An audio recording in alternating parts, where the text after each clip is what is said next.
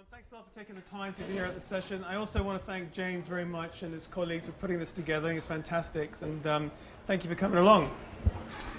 Nick did a fantastic little introduction to my first bit, so you covered that off. But what I'd like to talk about today is two things. The topic is patient engagement, and I'm going to talk about patient immersion. I'm going to do that talking about a methodology called video ethnography, and I'll be talking about another methodology which is up and coming, VR, or really 360 immersion. So those are the things I'll be talking about. And I should stress that what I want to do is keep it practical. So I want to provide real-life case studies to you, and hopefully that will be useful in terms of how we thought about it, how we executed it, the kind of content that we delivered as a result of it. So that's the purpose. I'll spend half an hour doing that. What I do want to say is that I'm not saying that the way that I'm doing the ethnography or the 360 immersion work is the right way of doing it. I'm just saying that this is how I did do it. I am doing it with clients in the commercial sector, and I'm going to share my learnings with you. So just bear that in mind. There's lots of different ways of doing these things, and I'm just presenting what's worked for me. Okay, so let's get into it. All right, it's important to define our term. Let's talk about ethnography, first of all, what we mean by that, and let's talk about some of the common approaches and think about, when is it actually useful and what kind of value should it be adding. So the clue is in the word itself. Ethnography, the graphy means a writing of, and ethno is people. So ethnography is about describing people in order to come to an understanding of them. And that's what anthropologists do. So an anthropologist, an ethnographer, an ethnography is it's both a product and a process. It's a process because you're actually doing something that involves immersion, observation, spending time trying to understand the culture, and you're also ending up with something, some sort of set of artifacts, a description of people, their culture, what matters to them, what they see themselves doing, the meanings they attach to those things. So that's what it is. And the reason that that's valuable, particularly in healthcare, is you're trying to understand how people see the world and what matters to them and what they care about, what influences their choices and what influences their behaviors. So that's the purpose of doing it. And what's interesting is that you're seeing people's behavior across wide different contexts. I'll explain the importance of that in a moment. So some of the questions that clients have when they commission ethnographic research are to do primarily with behavior. There's lots of data out there, but fundamentally there's a problem, especially in market research, which is what people say they do is different to what they really do. Actual people make claims, and actually what they say is not necessarily true. And that's not because they're trying to lie or mislead us. It's because we're human, and humans are poor historians. We can't really remember what we did or how we did it, or even why we do it. A lot of our behavior is on an emotional level, and actually if you want to understand people, that's a real problem. So this is why a lot of companies want to get that data, understand that. They want to get a reveal on behavior, which actually, unfortunately, many of them haven't actually seen. There's a lot of clients, particularly in healthcare, they don't know what the experience of living with a chronic disease is. They don't understand what fatigue really means. They don't understand what breathlessness really means.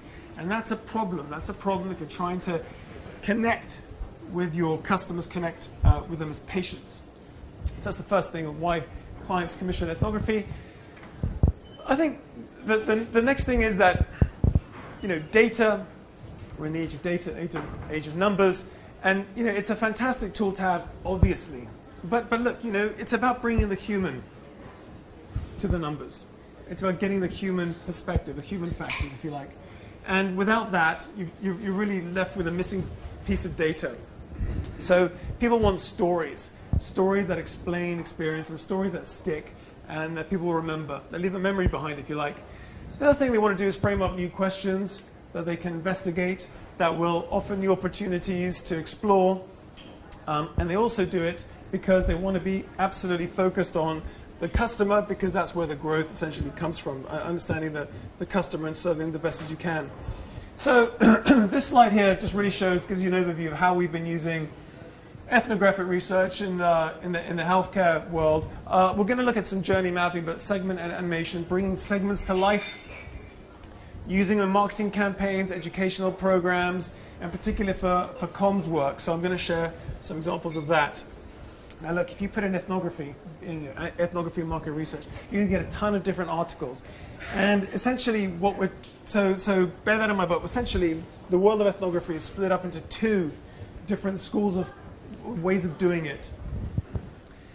And I don't do one and I do the other. So I mean, I'm not here to tell you which one to do or anything like that. But what I would say is that broadly speaking, they are kind of smartphone ethnography. This is a sort of self-reported diary type work using smartphones. Typically, there isn't a researcher on site. It's not participative research. It's not participative research. It's more sort of auto-ethnography, if you like, which to me is missing the fun of it, quite frankly. And the other type is feet on the ground, being there, and seeing things firsthand and reporting it through this method of participant observation. So that's what's going out, and that's what's happening in the industry right now. I just wanted to stress that to you. So, in my mind, and I think if I was to be objective about it, what makes a study ethnographic are some of these 4 principles. The first is you show up. You're doing the research in the world of the participant, where they live, where they go, where they work, where they travel to, and that's really important, right? Because it's absolutely crazy to think that people behave the same across different times of the day, especially when we're talking about health. We're talking about health. How you feel in the morning versus the afternoon versus the evening is completely different. And you're going to have good days and bad days. And if you don't understand that, you're really missing the story. And you're missing that really important fundamental perspective of the patient. So we show up. And we show up for a couple of days, 2 or 3 days, living with people, recording their everyday life behaviors to try to make sense of their world and their lifestyle and their culture. So that's the first thing. It's situated in people's environment, in situ. The second thing is that it's descriptive. So we use video a lot as well to capture and to play back the recordings to patients. And you get this wonderful reveal on what they see themselves doing, which is great. So you're trying to get this perspective of what you see people doing, which we know that a lot of behavior is on autopilot, if you like. It's latent, it's unconscious. As I explained, people can't explain away their behavior very well. I mean, I know I can't, and I imagine the rest of us are the same, because we're just so used to doing what we do.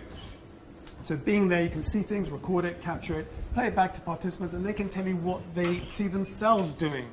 And that's really interesting because, what do I know what someone who's not my age with a condition feels like first thing in the morning. So you play that, you get that sort of nice narrative through that sharing kind of co-discovery process. And going back to, and they're the experts. Treat people as the experts, and you keep it open-ended and exploratory, so you learn as you go along. Does that make sense? You're kind of discovering new questions as you go along. And I think that's part of the joy of doing it. So any good ethnography should be giving you this kind of rich, kind of holistic perspective of people and what influences their choices and their behaviors. And by spending enough time with people, you get past that thing of being there. I'm about 6'2", holding a video camera. How are people going to relax and be themselves? It would be quite honestly a bit weird. But if you spend 2 or 3 days with people and you explain that there's no right or wrong, it's just the way that you do things that we're interested in, and you get to see the footage and comment on it, and it's very participative, it's very inclusive, people begin to relax. And quite honestly, they've got other things to do than worry about you, the researcher. They just carry on with their day. And we explain to people that we're only going to use about 10 minutes of the output at the end of the session. We can't play back hours and hours of footage. Does that make sense? You have to organize it and make a story from it. So people relax, so people understand that. So what you're trying to do really is you're going through. This is a model I borrowed off the design company idea. This is sort of the principles of ethnography. It's open-ended, it's exploratory, and you're kind of going out wide. You're framing up new questions. You're exploring those questions, and then you frame up a new question, and on you go until you're beginning to sort of connect the dots up as to what that why they're doing what they're doing, what that experience looks like. And I'll share some case studies where I can show you, discuss that with you. I can demonstrate that rather. Okay, anyone know? Anyone guess where this is? China? No? Malaysia? South America? We're in the wrong continent at the moment, guys. This is a city that has maybe 25 million people, and it's set to explode in growth. It's in Africa, and it's Lagos. Lagos is going to be growing at a phenomenal rate. And I'm going to share a case study with you, which we put these principles that I've just been speaking about into place, okay? So this was for a company that was interested in flu and fever and what the experience looked like in emerging markets. So we went to Indonesia, we went to Brazil, and we went to Lagos in Africa. Now these are all very distinct cultures and very distinct ways of life. But they're all growing markets, and the client really want to understand, what does life look like there, and how do people treat flu and fever, and what's the experience, and so on. So, I'm not saying we do this for every project. We really don't. But this is just a fun study to share with you. So we knew that Lagos was a full-on city. We did our due diligence on it.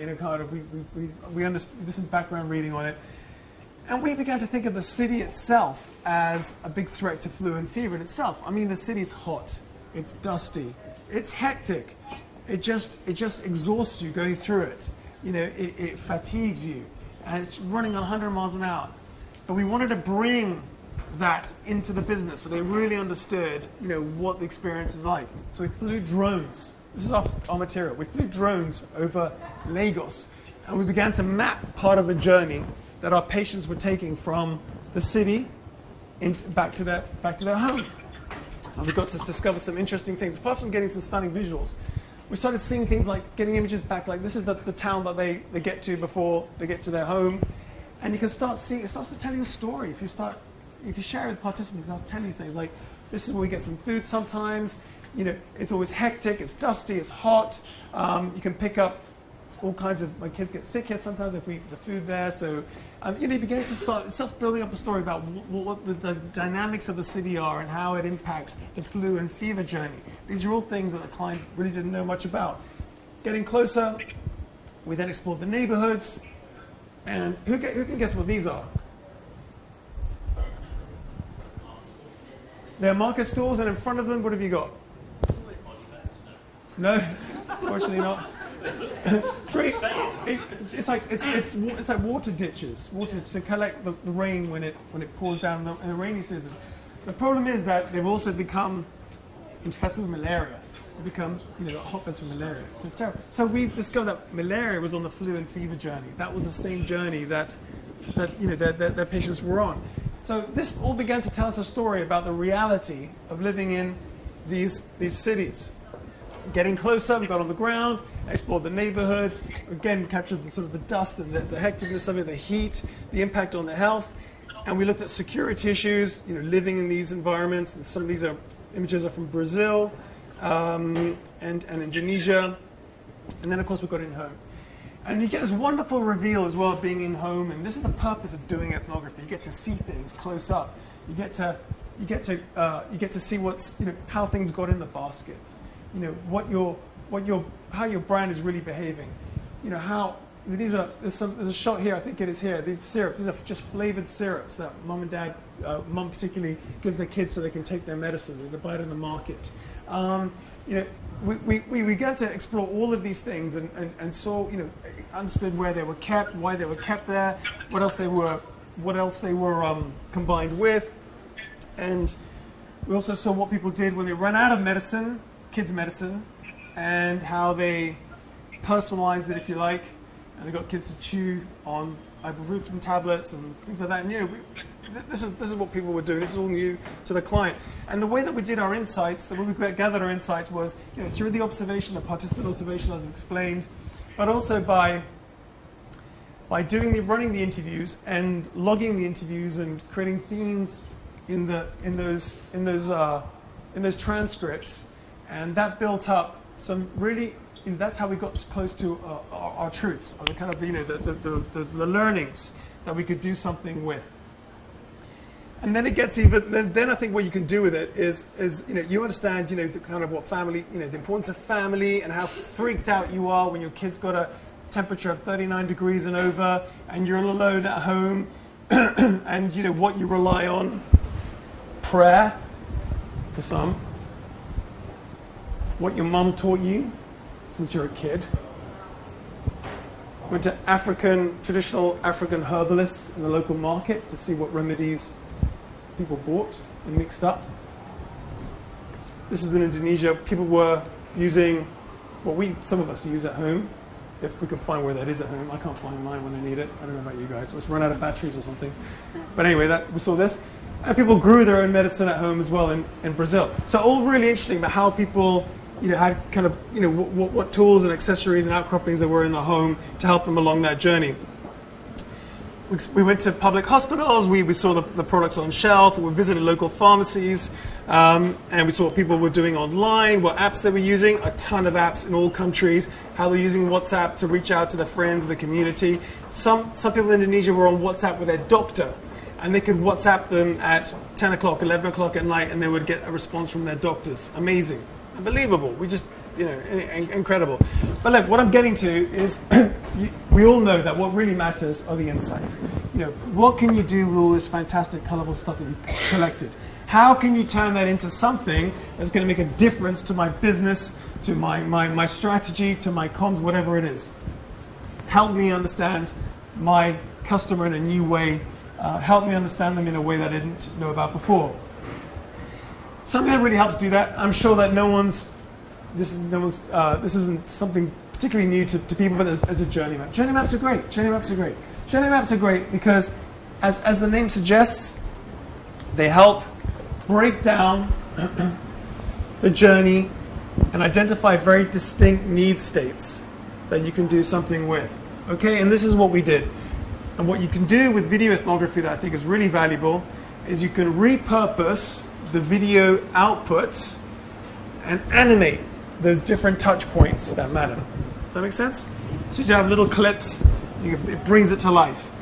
And these are things that, it becomes really engaging. And my tip to you is, don't print these up on sort of A2 size paper, which was what I did, my first journey map. That was a big mistake.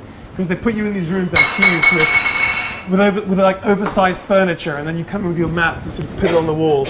And suddenly all that hard work just looks pathetic, quite honestly. Just sort of, what is that? I can't. So the next time I did this, you print it 3 meters and do it on that sort of a canvas or something. It looks great.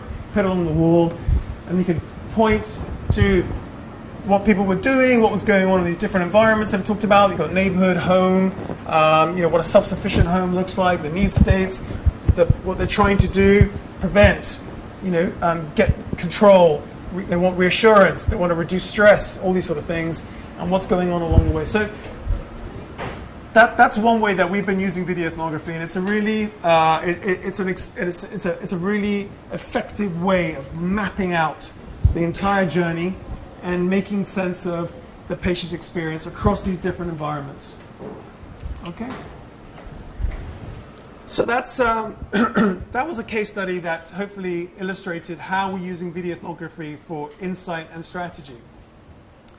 The next case that I'm going to talk about is for communications planning. So I would say about half of our work at Naked Eye is essentially like it's storytelling, really. It's telling a patient's story. We do that by using video ethnography because we're able to spend the time observing people and capturing the story in the way that we'd like to, in a way that will provide, if you like, a real life, true to life sort of perspective of how they see their life unfold. And we can use that for various different campaigns. If you go to Google or just tap in COPD choices, you'll get to a page.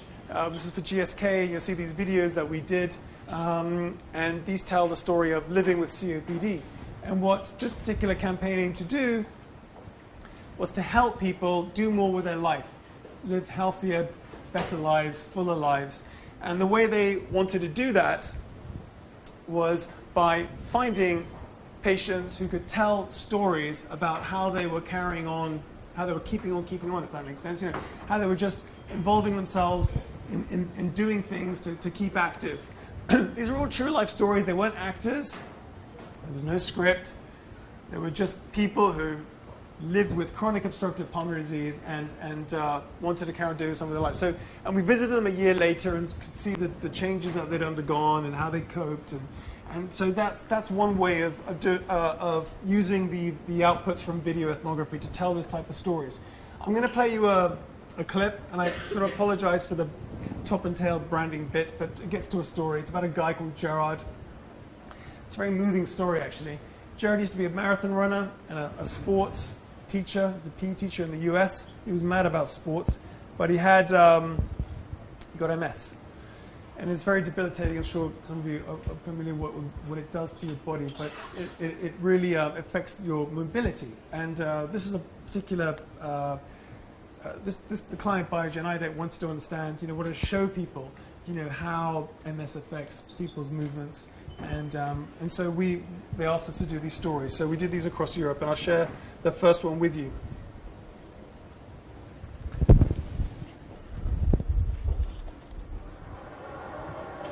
When I first got MS, I said to myself, I'll never use a walking stick. 18 months later, I had no choice but use a walking stick, because if I didn't, I'd be falling over all the time. Would I like to be using a walking stick? No. Is it a big dent to my ego? Of course it is. But again, it's either walking stick, don't come out at all.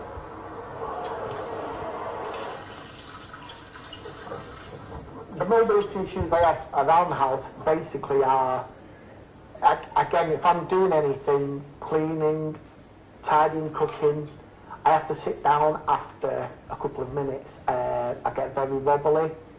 I want wallpaper in every room because I stumble into walls and you can see handprints wherever I go. Getting in and out of the shower or the bath are issues because, again, I don't have the strength in my legs or arms to be able to get me to where I need to be. I have balance issues where, again, if I stand on one leg or if my eyes are closed, then I'm susceptible to falling. Everything that I do, from getting out of bed to making a cup of tea, to getting my cup of tea to the table without spilling it, it's a challenge. I'm packing my bag because I have bowel incontinence, so I take spare underpants, wipes, deodorant to hide any smells if it happens, and spare shorts. It just goes on and on and on. These are his it parents is not talking. fatal. It is just absolutely debilitating, humiliating, draining. When I was first diagnosed, I was very angry. I was very, very angry.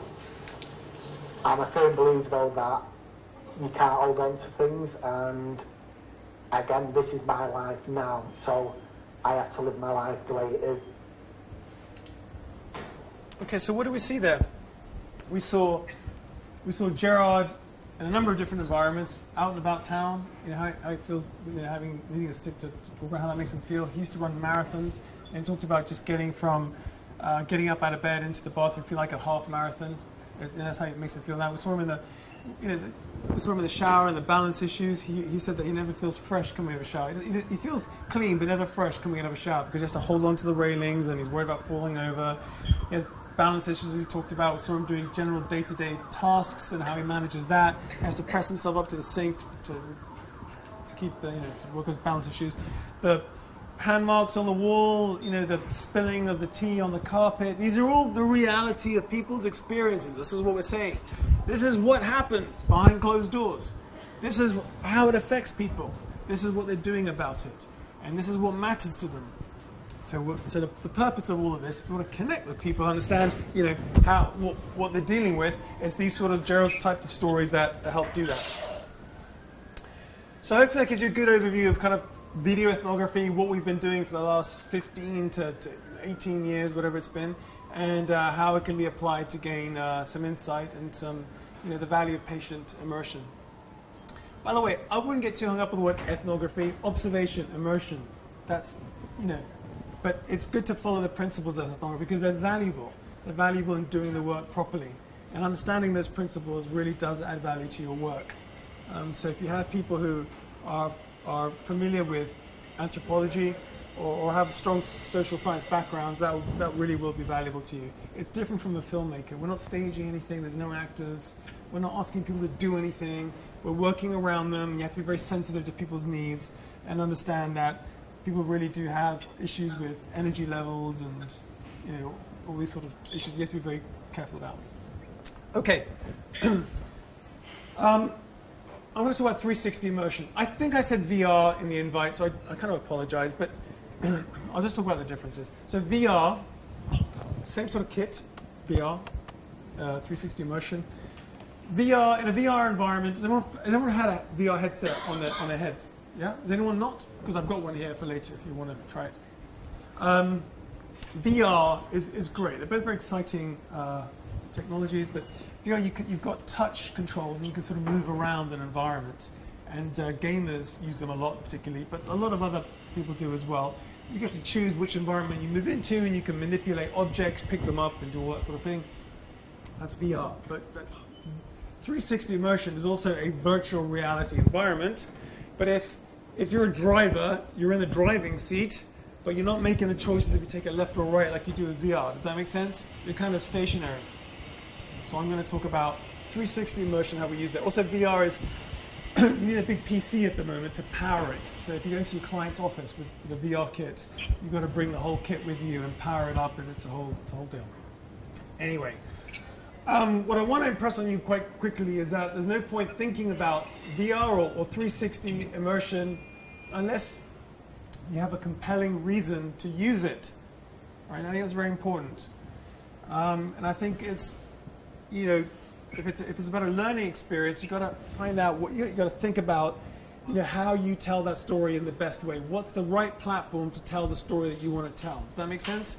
There's no point doing 360 immersion when you can see when you can use video to tell that story. So that's the first thing I think before we get into it. But the value of it, I think, is that you get into people's world in a completely different way. You can feel that you're there, and that makes a hell of a difference because you can get to look around in any kind of environment that's relevant to understanding the patient reality, be that their home, their bedroom, or be that their neighborhood or their pharmacist. You can look at I'll show you the images of this in a minute. And what that provokes in you is a feeling. You feel more. You feel more because you feel that you're there. Your brain is tricking you that you are there. It's a really, as you know, because you've tried it. So that does something to you, leaves a memory behind. It's a very effective way of learning about the patient's reality. So that's why we talk about empathy. Empathy is really valuable for that. There's a guy called Milk who talks about VR as being Chris Milk, who talks about VR as an empathy machine. It's quite a nice phrase, and when you start seeing stories in VR, you understand what he means. So it gives you greater engagement, and it's also quite good fun as well. So I will talk about this a couple of our projects that we did using 360 immersion. Well, the first one is a continuation of the work we did in the 3 markets that I talked about. So you already know the background to that, so I can just go straight into it. But you can see here, we were able to transport the team into homes in Lagos. You look up, you saw ceiling fans to keep people cool, or you look right, you saw the ripped malaria nets. We could see where people kept their medicine. You could basically, you're in someone's room, and don't forget, this was a market that's set to explode in growth. So you better get to know that customer, because if you don't, you can bet someone else will. You can go to point of purchase and have a look at how your brand looks like on shelf compared to other brands in the competition, actually what that environment even looks like. You can go to the marketplace and just see all the chaos of the market. And also, just down here on the right, they were selling counterfeit medication. That's also competing with the client's products. So they get to see that. And here, you can drop in on a consultation. This was actually mocked up, I got to say. It wasn't a real consultation because there were certain rules and regulations in place which prevented us doing that. But at least you get to see what a consultation looks like and what's on the doctor's desk and so on and so forth. So all really valuable. But we're able to tell a story doing that in quite interesting ways. One way to communicate the growth of the market was by putting people, the viewer, into an empty parking lot. And part of the joy of 360 immersion is that you need to have a bit of a what the hell kind of moment. You kind of put in, what am I looking at? So you start doing this. You see what I mean? And if you play with audio, you go, hey, over here. You kind of makes you start looking in 360. So you start looking around.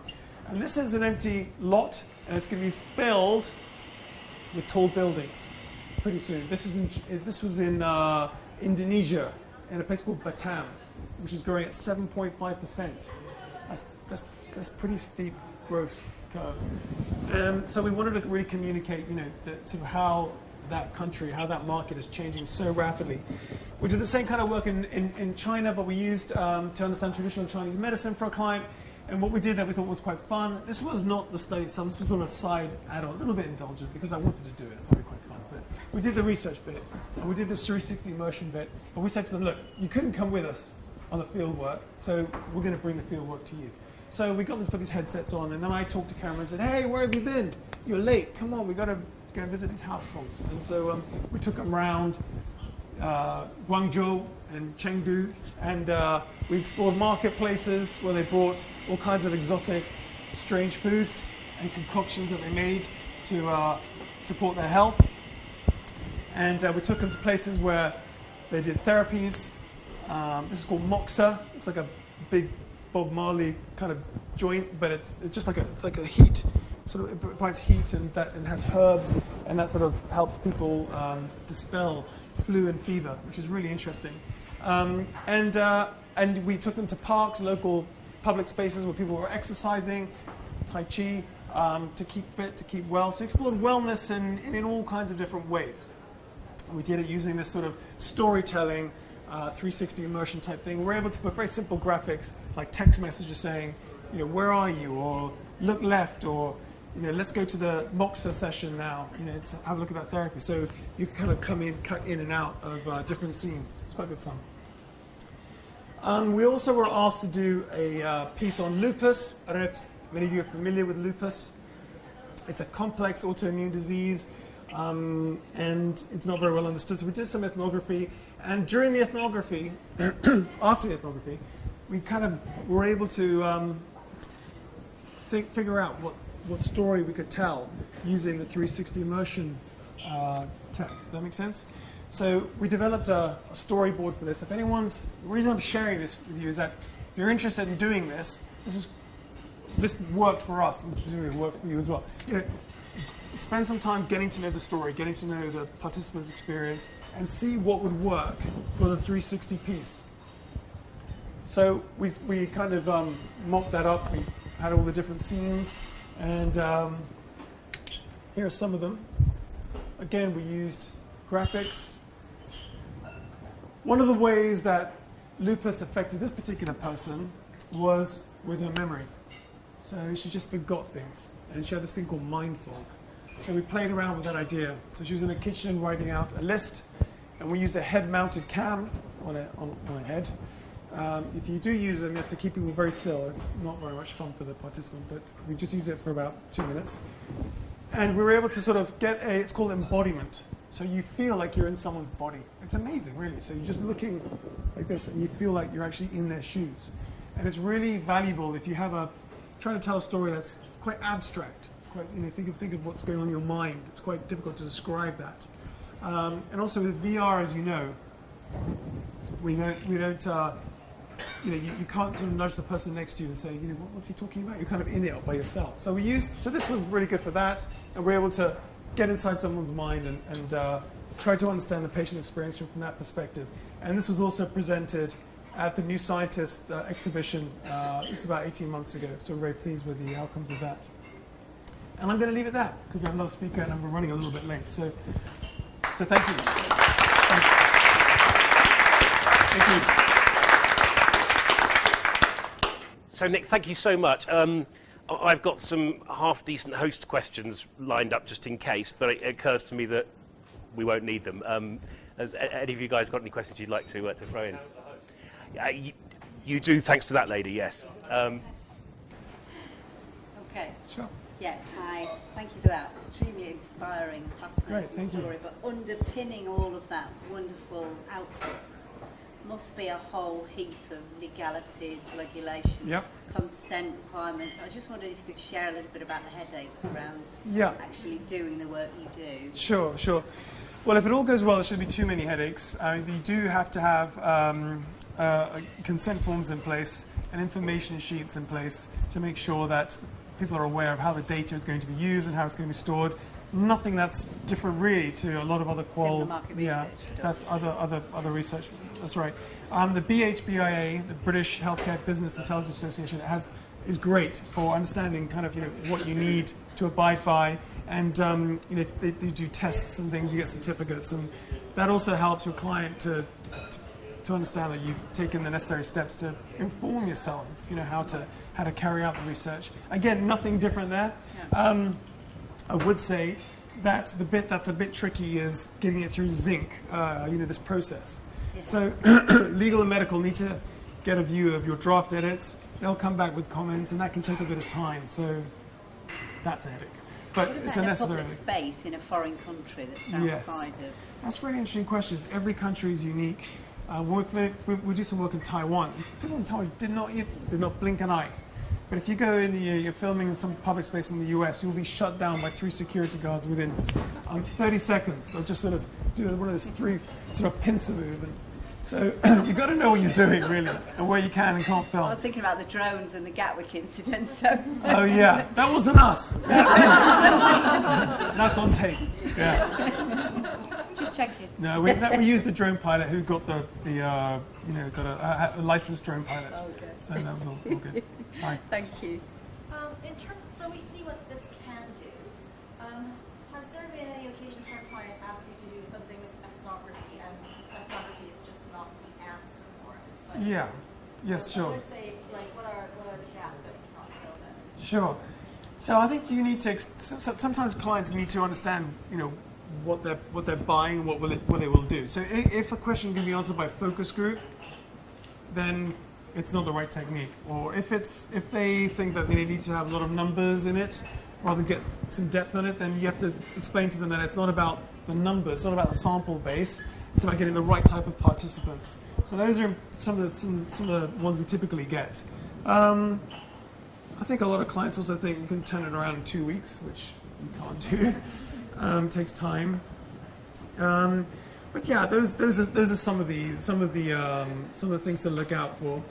I think you just need to talk through your client, what you're doing, why you're doing it, and what it will deliver, and the type of questions you need to ask, which are, going back to the start of the presentation, open-ended, exploratory, looking at culture, trying to get a reveal on behavior. These are all things they just don't have a view on. But if it's just about opinion, then you might as well do other surveys, and there's a bunch of other techniques that you can do to get to that.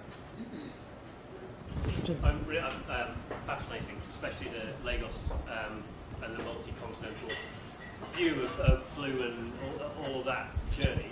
I'd be really interested to learn what the client changed or what action they took after that. What must have been a significant investment, both in terms of time and money, in that. What changed for them, or what did they do differently? Sure, good question. Good question. Well, I think the first thing is awareness. That they changed their perspective on what they thought they knew, what they needed to know. That's the first thing. So it was a mindset change inside the business, and that's a big deal, because this got right up to quite a senior level, and it's presented at affiliate leadership events. So I thought that was a win right there. Now, some of their pipelines, they have some stuff in the shorter term, some things in the longer term. So I don't know what's happening in the longer term. I think in the shorter term, the truthful answer is that I just don't know. I don't know what they're going to be doing, or I don't know what's next in the marketing plans as a result of this. I suspect that it's a sense check against other research that's been done. We've delivered new data points. They just didn't know about some of these things that we were uncovering across these 3 markets. They understand the consumer in a new way, or the people in a new way, participants in a new way. So it's an educational piece as well as it's a kind of mind-changing piece. And I'm waiting to see. I'm waiting to see what they'll do. To be honest, yeah.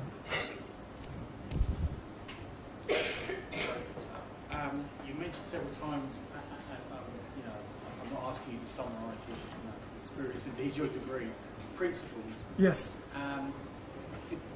Try and, because you pointed out, and I can see very clearly, and thank you for mentioning BHBIA, thumbs up for us, that's different from just filmmaking. Yes. What would you, if you could name, 4 or 5 guiding principles?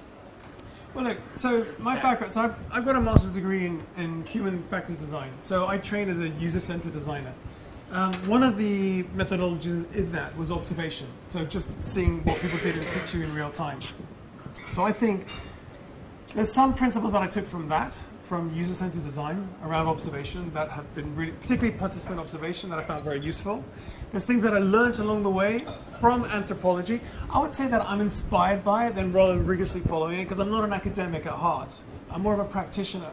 And my client are, they're insight business focused. So it's, I don't want to present a sort of an academic version of it. But the concern was that, a filmmaker will go and want to alter what he's watching. Yeah. Okay, so... And immediately, it's... Sure. Okay, so to answer your, so in terms of methodologies, so we'd be looking at things like participant observation is one, how to do that, how to conduct interviews. Sounds basic, it's not, I promise you, it really isn't. You've got to know how to listen. You need to know how to listen, otherwise you're just not going to get the insights. You've got to know what to do with the data, how to analyze that data. Okay, so we use co-discovery for that, this technique that we talked about, and it works great with film. And we also use another range of methods depending on the context. So those are the sort of the method. That's what informs our methodology, and sort of underpins the video ethnography piece. But yeah, that's how we do it. And I know there's other ethnographers that use other theories and frameworks, and that's great too. Sometimes we look at frameworks. There's we can talk about frameworks. But really, at the end of the day, these frameworks just help you organize the data. That's what frameworks are really helpful for. So we use those when applicable. Yeah, does that answer your question? Yeah, thank you. Yeah. Quick question. I don't know if you, very pragmatic question, at least for me. Does GDPR come into play at all? Yeah. In this case, because I'm thinking actually about the client, I don't know where they're located and whether or not it's disclosed that, but I don't know what they're dealing with and who is responsible basically for GDPR. And Yes, well, everyone's responsible for GDPR, right across the whole chain. So, I found, the Market Research Society, their rules and regulations on that. The BHBIA, do run rules and regulations on. You can do a test online, 2 tests online, so you're accredited to your client. Because your clients will want to see a certificate. They'll want to know that your BHBA recognized, or what's the term? Accredited. Yeah. So these are all ways that you can get the right you make your project work according to the guidelines. Very important. Yeah. Otherwise, you're putting not yourself at risk, but also your clients at risk, and also the participants. Obviously, it will be terrible. So you have to do that. That's a researcher's job these days. You just have to make sure you're on top of all that. Fair enough, sorry. In government, we have to do Yeah. So, I was wondering where the boundaries. So thank you. Of the responsibility, basically.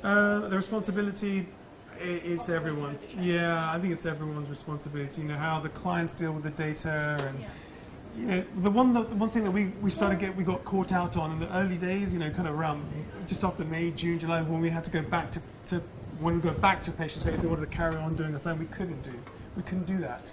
So we were kind of like, so we have to write that in the consent form up front and explain, look, if you do want to get in contact with you, can we get back in contact with you? Is this okay to do via the recruiters? And because we won't have your name on the database. I'm out of time, I think, on that. Thank you. All right, thanks, guys. Thanks. Thank you.